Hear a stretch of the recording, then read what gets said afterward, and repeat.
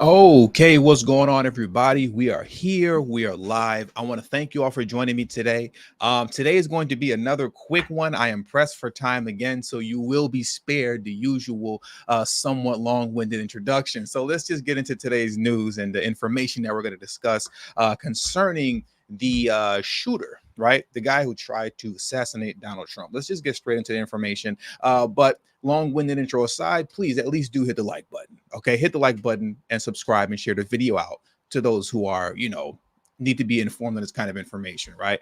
But let's jump into it, man. I want to jump straight into it. There's a lot to unpack. There's a lot of things that are being revealed. If you go on Twitter right now and type in the shooter's name, Thomas Matthew Crooks, in the Twitter search engine, you will get a host of information that some of it is official, a lot of it is not official. A lot of people just connecting dots. There's a lot of interesting stuff going on Twitter concerning just connecting the dots, right? A lot of stuff that's interesting concerning that. But I just want to get into the things that we do know concerning Thomas Matthew Crooks, right?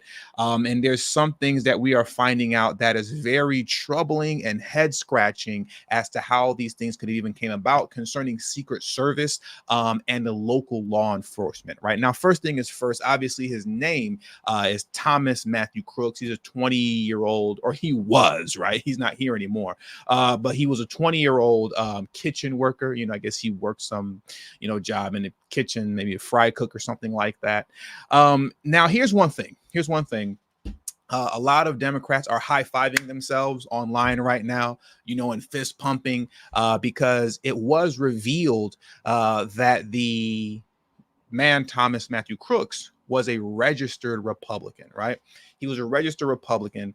So with that, like I said, a lot of folks are online, Democrats are online, high-fiving one another, and cheering and happy about that because that then they feel that the dangerous rhetoric, as they love to use that term, him being a registered Republican makes them feel that their dangerous rhetoric that they like to use towards Trump, and the fear mongering, the endless fear mongering concerning how he's going to be a dictator, how he's going to eradicate the Constitution, how when he gets into office, he's going to create a civil war, right? How even if he doesn't get into office, if he loses, according to Maxine Waters, he has extremists training in the hills that are going to descend down on our communities and pew pew us, right?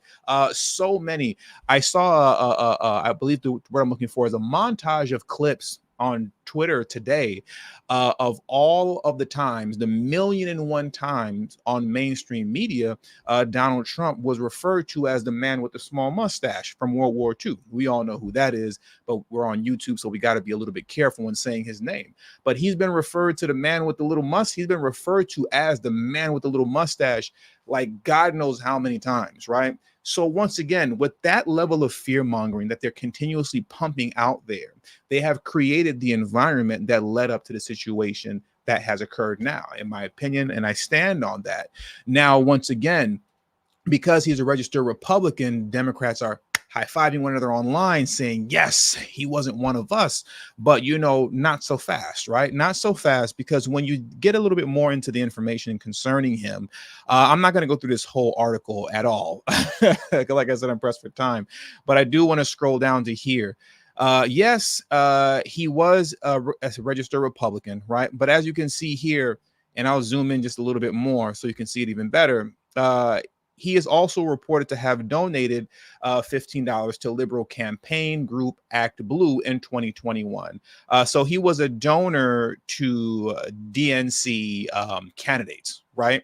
So you're saying to yourself, okay, well, he's a registered Republican, but he's donating to Democrat candidates via the liberal campaign group Act Blue in 2021. How does that work? What could possibly be the scenario that kind of works that together? Because that seems to contradict itself, right? And as I've kind of tried to work things out through my head, I've talked about this with others, and then just seeing what other people have to say about this online. In my opinion, and many people are kind of drawing the same conclusion, he was most likely what many would say is a never Trumper, right? He's most likely a never Trumper. He was most likely a Nikki Haley supporter. And the reason that I say a Nikki Haley supporter is this. It's not to throw shade on Nikki Haley, right? But here's the thing. In Philadelphia, right? Philadelphia is, or Pennsylvania, excuse me. I said Philadelphia in the last stream, and some of you guys that are just so smart, you're blowing a gasket because I said Philadelphia, and the rally wasn't in Philadelphia, right? But in Pennsylvania, it is what's called a closed primary state, right? Meaning that if you're going to vote in the primaries, you have to be registered. If you're a registered Republican, you can only vote in the Republican primary, right? If you're a registered Democrat, you can only vote in the Democratic primary, because Pennsylvania is a closed primary state. It's one of 10 closed primary states versus open primary states where you could be a Republican, you could be a Democrat, you could be an independent, you could be part of the Green, you could be a registered Green Party member, but you can vote in any primary, right? So with that being said, though he may have been a registered Republican, in my opinion, he was most likely a never Trumper who voted for Nikki Haley, right, in an attempt to vote against Trump. And the reason I say Nikki Haley, in my opinion, that's most likely who he would vote for, is because when you look at the polling, right, when you look at the polling during that time of the primaries concerning Nikki Haley supporters, I don't want to say the majority of Nikki Haley supporters, but many of you remember this. The polling came out showing that a good deal of Nikki Haley supporters said that if Nikki Haley couldn't win or doesn't win, they were going to vote for Biden. You know what I'm saying? They're going to vote for him. So that's why, to me, in my opinion, just trying to make sense of this all, it kind of seems that he was really just a never Trumper who was a registered Republican simply to vote against Trump in the Philadelphia primaries. But for the most part, most likely had very kind of liberal views. Like I said, on Twitter, you have a lot of other stuff floating around where they're saying his parents were registered Democrats. I don't know any of that to be true. All we can go off of is what we have here. And with the information that we have here, you just let the theories go run wild, you can say, right? So that's just kind of the theory that I've strung along, because once again, it's a huge contradiction there. You're a registered Republican who's donating for candidates on Act Blue. That just doesn't make sense. It doesn't make sense, right?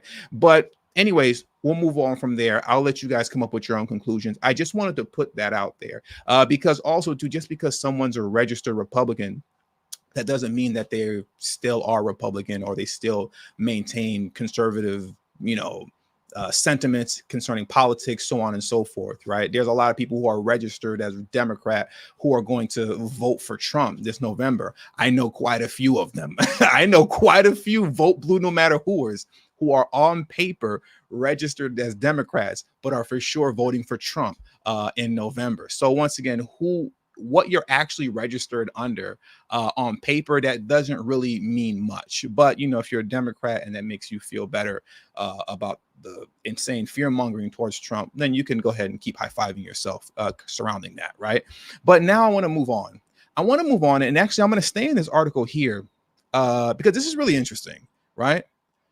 I just have some questions about how it's possible that the Secret Service wasn't able to spot him. Now, here you can see a photo of him here, right?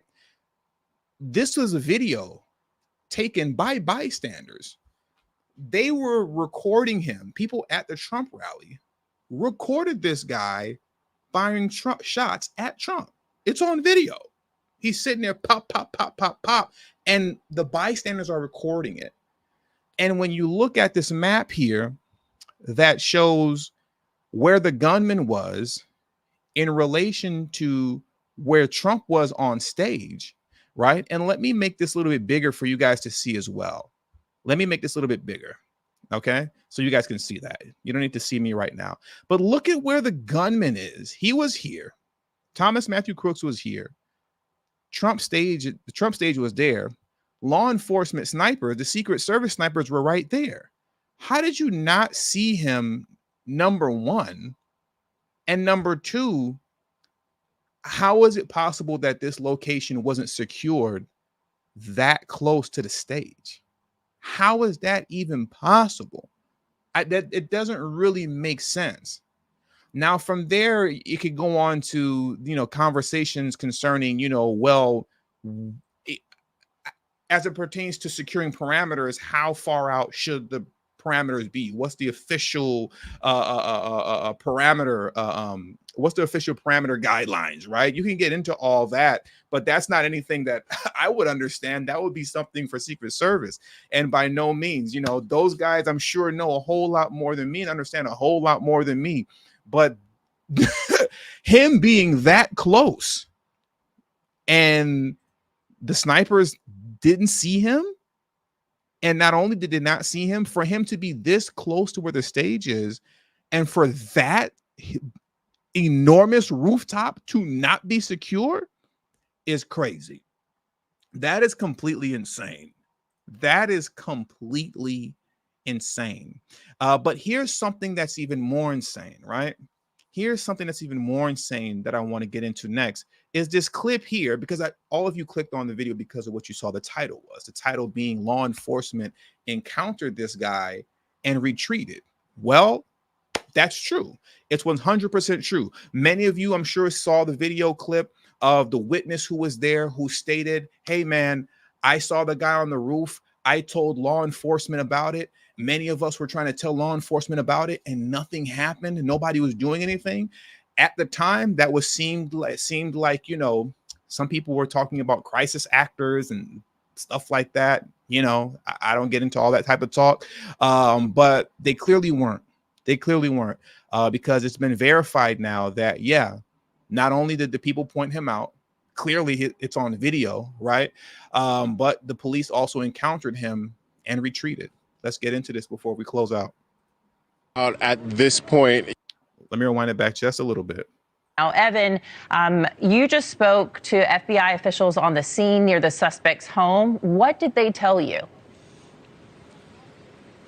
Hey, Anna, we're actually waiting right now, momentarily, any moment, to get an update from senior FBI officials into this investigation. So I don't have any of that to report out at this point yet. But what we are learning, and this is pretty big according to some of the latest reporting coming out on this, several law enforcement officials are telling the AP that a local officer actually encountered the shooting suspect on the top of that building that he's accused of shooting from, climbed up onto the roof. This was after being flagged down by bystanders who saw that suspect climb up there. And that officer apparently went up onto the roof, and the suspect pointed his rifle at the officer, and that officer reportedly retreated, giving the suspect the opportunity to shoot his rifle at former President Trump. So that is one of the big things that we are learning. That's in the latest reporting,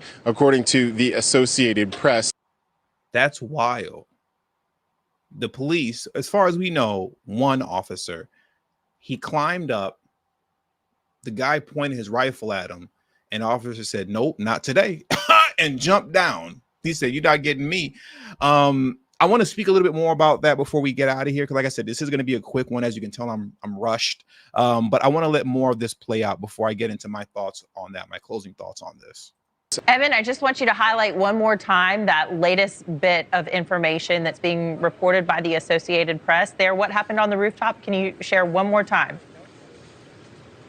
Sure. So this is a big piece of information that the Associated Press now reporting, according to several officials who spoke to them on the basis of anonymity. They are saying that it has been learned in this investigation that a local police officer had been flagged down by those rally goers who noticed that the suspect, Thomas Crooks, had climbed up onto a nearby roof. They had flagged down this local officer. The officer climbed up onto the roof and reportedly went up there to confront the suspected shooter. That suspected shooter, Crooks, pointed his rifle at the officer, according to the AP, and that officer retreated, then giving the suspect the chance to fire his weapon at former President Trump. Oh, my goodness. All right. Big news there. Evan Lambert in Bethel Park, Pennsylvania. Keep us updated. Thank you so much. That is insane. And very quickly, thank you, Jet Black, for contributing to today's stream. Jet Black said the police only have smoke for FBA. Jet Black, thank you very much. I appreciate your contribution to today's show. And also to the two that contributed to yesterday's stream, I apologize. I was rushed like I am today, so I missed your super chats. But to the both two of you that showed love yesterday to the channel, thank you. I appreciate it. I do want to say this in closing because I keep stating I'm rushed, but I won't be next week. In closing, there's a lot to unpack concerning the fact that the officer was present, climbed up on top of the rooftop, and then jumped down, right? And this is the landscape of where everything happened, and then jumped down after the fact. I'm really curious to know and to read his actual statement, if that's ever released or revealed, as to how that situation actually went down. I'm curious to know if the officer was actually 100% on top of the roof and to some degree hovered over him, right? Or was the officer mid-climb, and while he's mid-climb and kind of getting himself up there, dude turned around and pointed the rifle at him, and then he dropped down.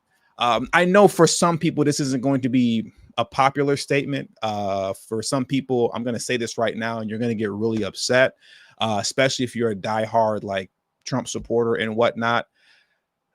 I will agree with you all on this concerning police before I make my statement, before I make my official statement on that scenario.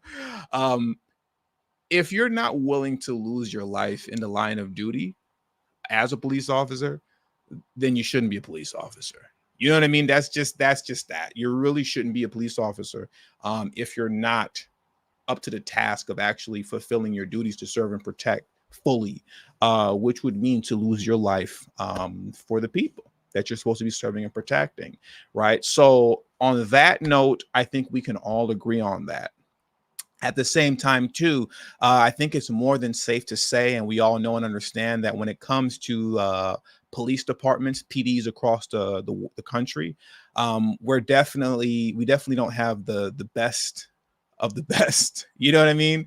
You have a lot of people who are police officers who shouldn't be police officers. And with that being said, they're not trained in the same way that Secret Service is trained to die, right? Military men are trained to die. Police officers aren't trained to die. They're not. They're just regular people like you and me who are trying to go home at the end of the day. So I can fully see and understand a scenario in which, if in mid-stride, while he was on his way up, he's not standing up on the roof yet, but he's just kind of mid-stride, I'm almost, and while you're kind of hanging on the edge, trying to get yourself up, the rifle gets pointed at you, and you're like, oh, no, bro.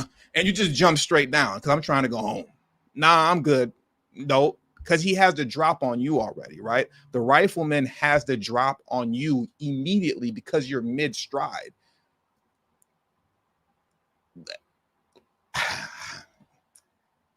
Was he supposed to just continue to climb and get shot?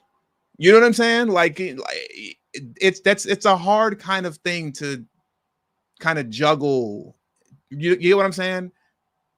If he was mid-stride and he had the drop on him already while you're mid-stride and you're not even standing up there yet, was he supposed to just keep climbing and then just get shot? Many people would say yes, because this is concerning the former president of the United States.